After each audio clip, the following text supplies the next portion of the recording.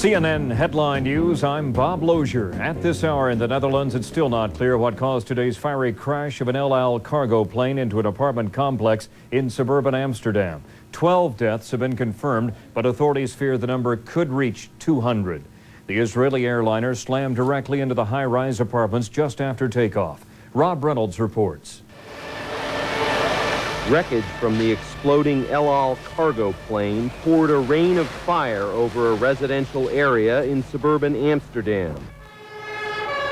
All 4 persons on board the 747 were reported to have been killed, and reports said a number of people on the ground were killed or badly injured by the crash. All the Amsterdam emergency services are on the scene. It's completely filled with police cars, ambulances, fire engines. It's an absolute chaos. The entire building is on fire. Dutch television reported that as many as 200 people lived in the 2 multi-story apartment buildings that took the worst of the crash. Dutch civil aviation officials said the plane's crew put out a distress call shortly after takeoff from Schiphol Airport.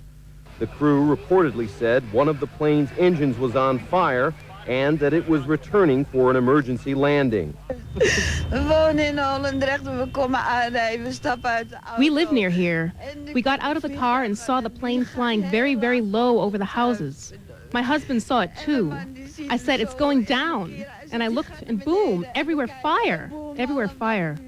And we're still looking for my children. I don't know where my children are. As firefighters struggled to put out the blazes, Israeli officials told state radio that the disaster did not appear to be an act of sabotage. Rob Reynolds, CNN, London.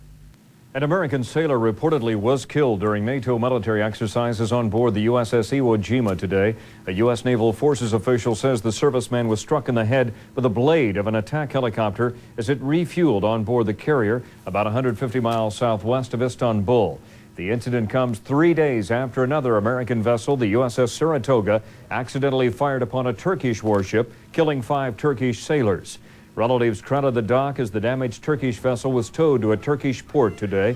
NATO's commanding general met with Turkey's chief of staff today to express the condolences of the U.S. government and of NATO.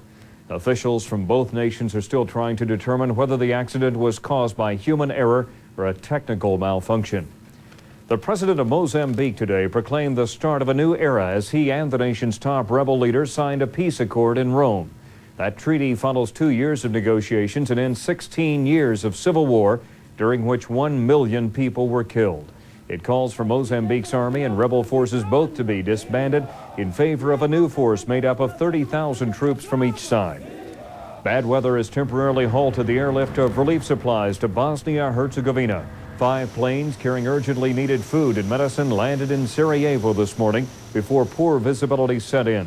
Those planes brought radar equipment to help keep the airport open during the winter. More relief flights are scheduled to arrive tomorrow if conditions improve.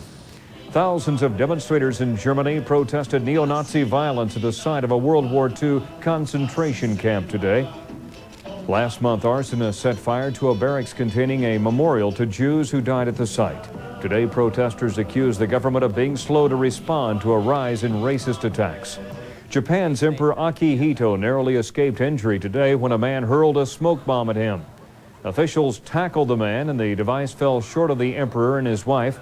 Akihito was addressing the opening of a national athletic meet in Tokyo. The attacker reportedly shouted his opposition to the emperor's upcoming visit to China.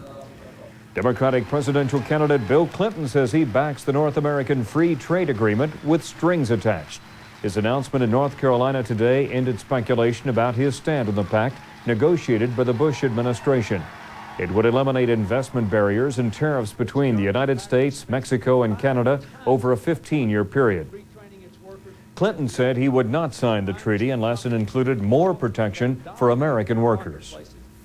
In our administration, the Clinton-Gore administration, we won't play politics with the lives of working men and women.